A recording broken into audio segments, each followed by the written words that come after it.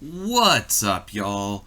It's time for another primary source walkthrough, and this time we're going to examine some Warren G. That is Warren G. Harding, not the famous 90s era rapper who you may never have heard of. Maybe that's dating me, but that's fine. There's a joke lurking here, like the maybe the most famous song Warren G is a part of, or at least as the main artist, was a song called "Regulate," and Warren G. Harding, President of the United States, would not have appreciated regulators at all. In fact, he was very much against regulation. That's part of his politics. That is a terrible joke, and I should stop making it, but I'm entertaining myself, so y'all have to deal with it. And I'm adjusting my camera. Sorry about this. Okay, so what you have here in front of you is you have a campaign speech. Warren G. Harding is running for president. He is seeking the presidency as a Republican, noted there up at the top. And he is running a campaign that is in somewhat of a contraposition to the presidency of Woodrow Wilson. So if you think of Woodrow Wilson, and you think about his general frame of politics, and put the racism part aside for a bit. We won't think of him as the guy who invited Klan to the White House. He did that, but I want you to think more about his progressive style politics, the activist government, the interventionist policies that he pursued in terms of foreign policy, and World War I. So what Warren G. Harding is doing is he's saying we need to go in another direction. That the progressive politics of the early 20th century it maybe isn't the best thing for the United States. And so he is going to encourage the United States to return to normalcy. And as the introduction up here notes, after a decade of progressive politics and foreign interventions, particularly World War I, it's time to get back to where America was. To go back to what seems like a less complicated Gilded Age. And politicians are very adept at using the past to make arguments about the present. Saying things like, the past administrations were bad for such and such a reason. I can consider Donald Trump's campaign Make America Great Again. He is what he's doing is he's suggesting that America needs to go back to its previous greatness. And more analytical people need to ask, what is that greatness and what does that look like? So the same that we might do today, let's do with Warren G. Harding here. And he opens this selection, or the selection opens with, I should say, with the idea that the World War I, has really distorted the United States' vision. It's really had an effect on who we are and what we're doing. And it's caused us to kind of slip into this weird kind of funk. We've been disturbed. We have become irrational. Men are drinking upon the cup of barbarity. We really strayed from the path, but we're still making progress. We're still going to make progress. Now, what he is going to get at in the next section, he's like, okay, so things have been really bad. Here's what we need. And he's going to make a couple of another juxtaposition. Okay, he's going to say, here's what we don't need, but here's what we do need. We need normalcy. We don't need revolution. We need restoration. We don't need agitation. We just need to adjust things. We need serenity. We need to be dispassionate. We need equipoise, which just means the balance of forces or interest. That's one of them. So if you read that word before watching this video, what the hell is that? Know that I had to look it up too.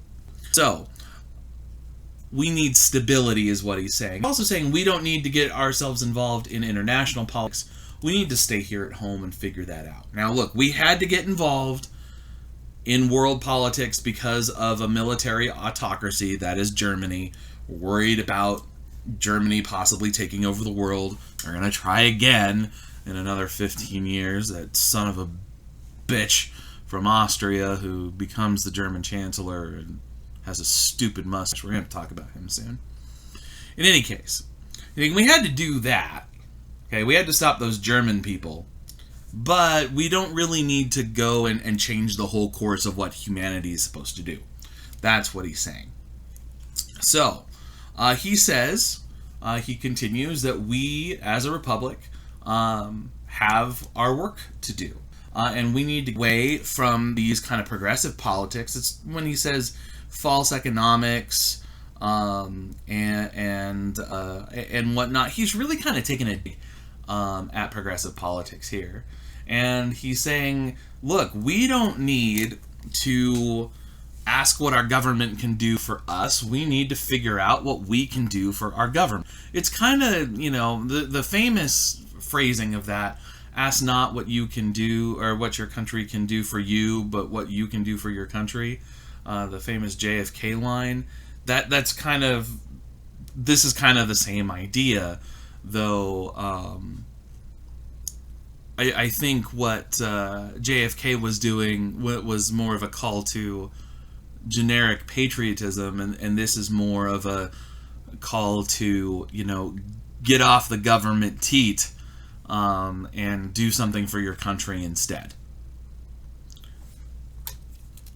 And I think this last line, this last phrase, is such shade thrown at Woodrow Wilson. Harding says, "We shall do more to make democracy safe for the world than all armed conflict ever recorded." He's kind of turning Wilson on his head here. Wilson says we have to go to war to make the world safe for democracy.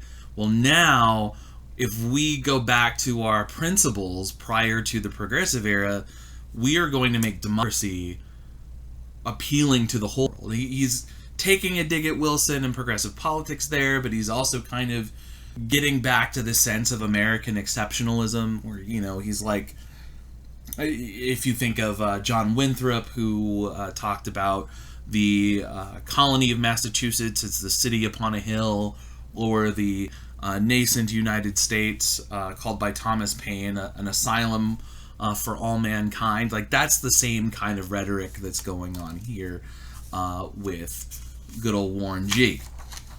So, and some more digs at progressivism, that human ills, that what we do that causes injustice can't be fixed with legislation. Okay, we have to improve our citizenship. You can't make laws to improve people, but humans just have to improve. It's kind of some weird logic, I think, but, do with it as you will. So, he's saying, look, we need to make sure that our citizens are responsible. And if we have responsible citizens, then we'll have responsible government. And if we don't have responsible government, then it's because we don't have responsible people, and our government is set up by people who are mediocre. Interesting coming from him, I think, given that his presidency is one of the most scandal-filled in all of American history. It's looked at as kind of the standard of scandalous behavior.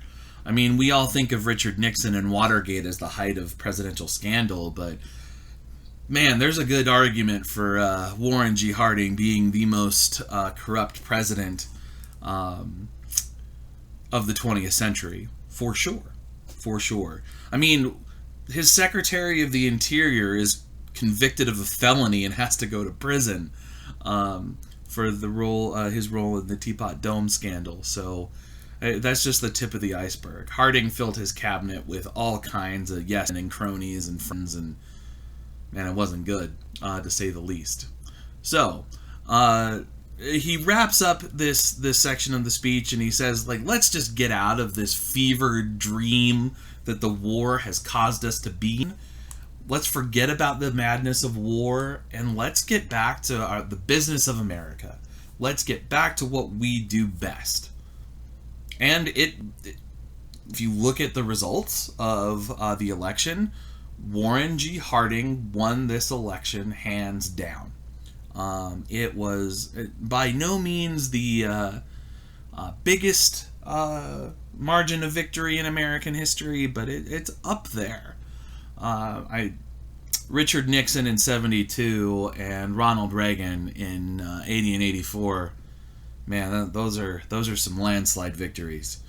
Don't let the current president of the United States fool you. His was nowhere close to a landslide when you compare it to those. In any case, that's a good overview of Warren G. Harding, and why I like this source and why I had you read it is because it really sets up the 1920s style politics, at least national politics, right up through the end, through really the whole decade. So 1920, 1924, 1928, we're going to see again and again and again the kind of politics reign supreme. And it's not until the 30s, when we're in the fits of the Depression, that America changes course again, and we'll get that with Franklin D. Roosevelt, who we'll talk about more in upcoming videos. So I hope that helps with Warren G. Harding. If anything, I hope it inspires you to look up who the rapper Warren G. was and listen to one of the great songs of the 90s. If I was more technically proficient, I should have had to introduce this source. But yeah, you should look up Warren G. Regulate. It's a banger, as you kids say. All right, I'm gonna sign off on this one and get to another source because I'm digging myself a hole here.